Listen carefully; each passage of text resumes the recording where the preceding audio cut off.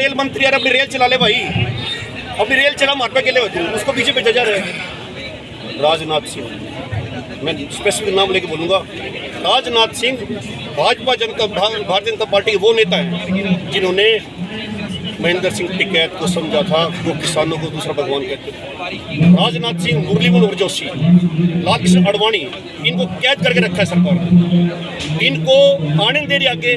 मैं दावा करता हूँ अगर ये नेता बीच में आ जाए कॉम्प्रोमाइज़ के लिए 2 दिन या 3 दिन में समझौता हूँ।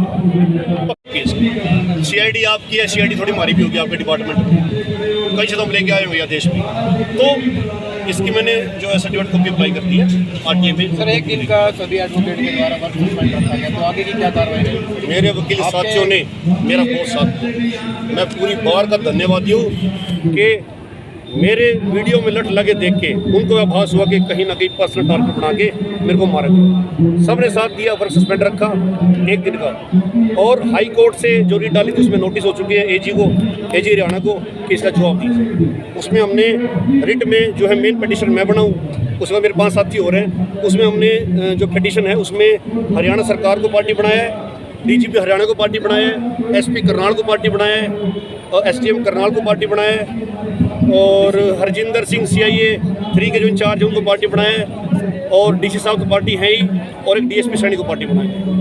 AG हरियाणा जो है एडवोकेट जनरल, जो सभी हरियाणा, पंजाब, चंडीगढ़ जो वकीलों के हेड होते हैं उनको नोटिस किया गया कि सरकार से पूछे ये क्यों किया। सर, हर बार मीटिंग विफल हो जाती है, सिर्फ टाइम की, समय की बर्बादी की जा रही है प्रशासन के द्वारा। 7 को भी यही हुआ, सुबह से शाम हो गई थी प्रशासन। आंदोलन ऐसे चलते हैं, हमने भी सीख लिया, आंदोलन ऐसे चलते हैं।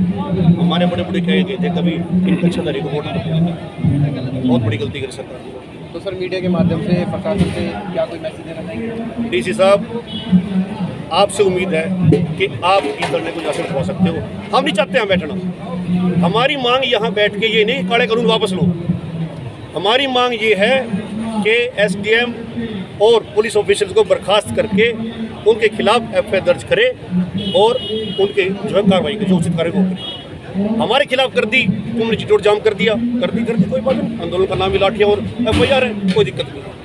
तो वो करनाल के थे, मगर ये बसताड़ा तो गरोंडा के एरिया में पड़ता है। वो वहाँ भी जब उनकी अगर वो ड्यूटी मजिस्ट्रेट वहाँ के नहीं थे तो वो किस केस तो सर ये भी तो बनता है ना, फिर अगर ड्यूटी मजिस्ट्रेट इधर के और वो उधर ऑर्डर दे रहे हैं। हम उधर वहाँ गए हैं और कुछ ऑडियो वीडियो जो कैप्चर नहीं हो पाए दुर्भाग्य से, जहाँ मीडिया मौजूद नहीं था। एक आदेश उनका कैप्चर हुआ हर जगह उन्होंने, और प्रेम प्लाजा में DC साहब के भी यही आदेश थे जब अधिकारियों को कह रहे थे। अधिकारियों को बाद में ये कह देते हैं भी हम कर्मचारियों की देखा जाए तो एक मीडिया को टारगेट करके वहाँ रखा गया, प्रेम प्लाजा में टारगेट कर दिया गया ताकि यहाँ फोकस कर दिया गया। कोई मीडिया वहाँ ना, बहुत कम मीडिया पत्नी भी वहाँ पहुँच पाए, बिल्कुल नहीं पहुँच पाए मीडिया। जो हमारे बात दिखाते हैं आप जैसे साथी, वो क्योंकि संसाधनों की कमी आप लोगों के पास भी, बड़े बड़े चैनलों को G न्यूज़ जैसे चैनल, करनाल को ऐसे मिनी जेल बना दिया गया था, ऐसे पूरे रास्ते जाम कर दिए गए थे। तो जिला हरियाणा में तो पूरा घोषित आपातकाल है, और राष्ट्रपति महोदय से निवेदन है इस घोषित आपातकाल को खत्म करते हुए राष्ट्रपति शासन यहाँ लागू कर दिया जाए।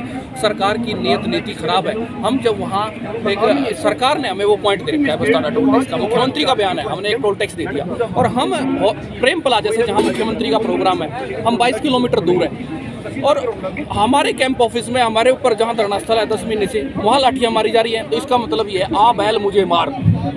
सरकार की कोशिश है अब इस हरियाणा के किसानों को लाठियाँ मारी जाएं और यूपी के किसानों को डराया जाए, हरियाणा के किसानों का मर्डर किया जाए, यूपी के किसान डरें और आंदोलन ना करें, और यूपी में किसी तरीके से ये चुनाव जीत जाएं।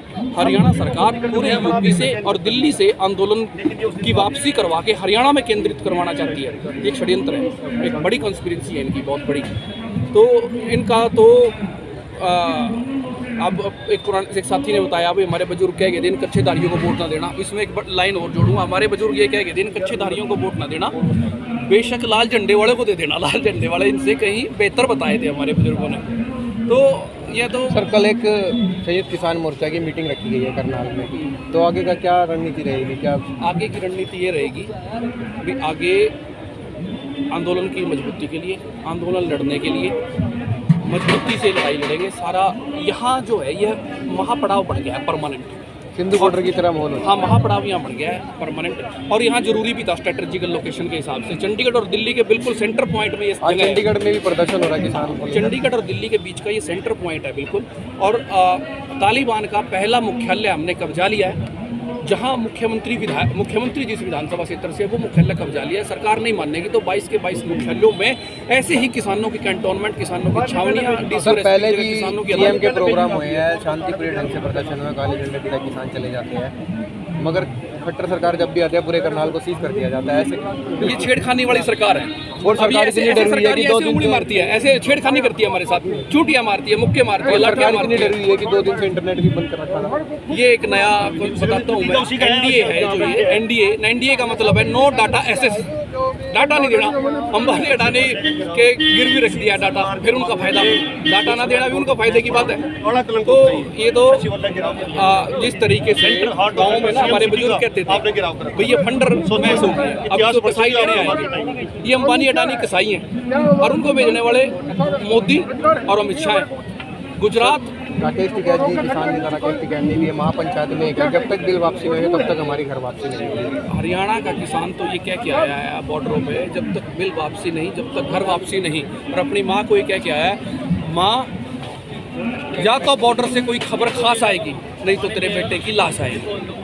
इस जुनून और जज्बे के साथ वहाँ डटे हुए हैं। और अगर ये फिर भी नहीं मानते, इनको सद्बुद्धि दे, पहले तो ये बात है। हम कोई यहाँ राजनीतिक और धार्मिक बात नहीं करने आए थे, पर धीरे धीरे जब क्रूरता सरकार की बर्बरता निरंतरता बढ़ती है, गैर कानूनी तरीके से ये कहीं भी धारा 144 लगा देते हैं, कानून किसानों को धक्के से पकड़ के मारते हैं, तो फिर कहीं ना कहीं ये राजनीतिक बदलाव की तरफ आंदोलन जाएगा। जब से किसान आंदोलन स्टार्ट हुआ है, एक भारत की संस्कृति उजागर हुई है, हिंदू मुस्लिम आपस में भाई भाई कहीं ना कहीं मिलते हुए नजर आ रहे हैं। जो विवाद था वो भी खत्म होता हुआ पहले तो नजर आ रहा पंजाब की 5 नदियाँ थी ना, सारे इकट्ठे हो गए। अब भारत है जे वांग मुंदरी, भारत है जे वांग मुंदरी ते विच नग पंजाब दा, गंगा जमन देवते ते जमुना जमन देवियाँ, आशिक मगर जम सकदा सिर्फ पानी चनाव दा। ये पंजाब के लोग सुनाते हैं, हम मंचों पे कहते हैं। और हीर रांझा ससी पन्नू सोहनी महिवाल मिर्जा साहिबा, सारे के सारे चुनाव के पानी में वो ताकत है इन लोगों को पैदा कर दे। और पंजाब का किसान राम बनकर आया, हरियाणा के किसान ने लक्ष्मण बनकर साथ दिया, और यूपी वाले तो हनुमान बनकर खड़े हो गए, क्योंकि यूपी वाले बड़े हैं ना, विशाल है ना, हिमालय। तो सर क्या मैसेज देना चाहेंगे मीडिया के माध्यम से? मीडिया के माध्यम से ये है, सरकार परमपिता परमात्मा केंद्र और हरियाणा सरकार को सद्बुद्धि दे, और हम तो सिर्फ एक मसले पे बातचीत निपटा लेंगे। एसडीएम पे 302 का पर्चा दर्ज कर दो, कार्रवाई करना ना करना 2 महीने में 4 महीने में सरकार के हाथ की बात है ना, निकालना रखना। जब इन्हीं के अफसर हैं तो पर्चा क्यों नहीं दर्ज कर रही है? पर्चा दर्ज करो। और नहीं तो अब तो एक शहीद किसान के लिए मुआवजा और नौकरी मांग रहे हैं परिवार के लिए, और यहाँ किसान शहीद होते रहेंगे। शहीदों के लिए हमारी मांगें बढ़ती रहेगी और मांगें बड़ी हो जाएगी। सर सुनने में ये भी आया कि अगर दिन बढ़ते चले जाएंगे तो किसानों की मांग भी बढ़ती चली जाएगी। बिल्कुल बढ़ती चली जाएगी, मांगे जोड़ेंगे उसमें। ये तो चेतावनी है हमारी पहले दिन से। बहुत सी मांगे हैं हमारी, और भी कृषि से संबंधित भी हैं, मुआवजे की मांगे भी हैं। और फिर तो जो पर्चे पुर्चे हैं उनके बारे में तो हमने बात ही नहीं उठाई, क्योंकि हम पर्चों से घबराते नहीं। पर्चे दर्ज होना और लाठियाँ खाना तो आंदोलनकारियों का गहना होते हैं। हम अपनी तो बात नहीं कर रहे, हम तो ये कह रहे हैं हम अपने लिए तो मुआवजा नहीं मांग रहे। जो चोटिल हैं, जिनकी आँख तोड़ दी, जिनका टांग तोड़ दी, हमारे लिए तो कहीं टोलों से कोई पैसा आया, हमने तो लंगर में दे दिया। यहाँ जो चोटिलों के लिए आया, लंगर की व्यवस्था में लगा है सारा का सारा पैसा। कोई घरों के लिए नहीं मांग रहे, कोई अपने लिए नहीं मांग रहे, देश को बचाने के लिए मांग रहे हैं, उपभोक्ता के लिए मांग रहे हैं। उपभोक्ता तो पूरा देश है, अंबानी अडानी भी कहीं ना कहीं उपभोक्ता है हमारे। अब 25 रुपये किलो ये सेब खरीद रहे हैं और 260 रुपये किलो बेच रहे हैं। किसान को भी मारोगी, जो 150 रुपये किलो बिकना चाहिए था वो 25 रुपये किलो मिल गया। जो 160 रुपये किलो उपभोक्ता को मिलना चाहिए था वो 260 रुपये किलो उपभोक्ता को मिल रहा है। तो ये तो हैव और हैव नोट्स के बीच की खाई बढ़ रही है, गरीब और अमीर के बीच की खाई बढ़ रही है। और गरीब आदमी मर रहा है। जैसे कि आपने हमारे किसान भाई को सुना, जब तक हमारी मांगे नहीं पूरी होगी हमारा धरना प्रदर्शन जारी है। बने रहे बिहार न्यूज़ के पल पल की खबरों से अपडेट करते रहेंगे। आपकी नज़र हम पर मेरी सुमन किरण के साथ विकास।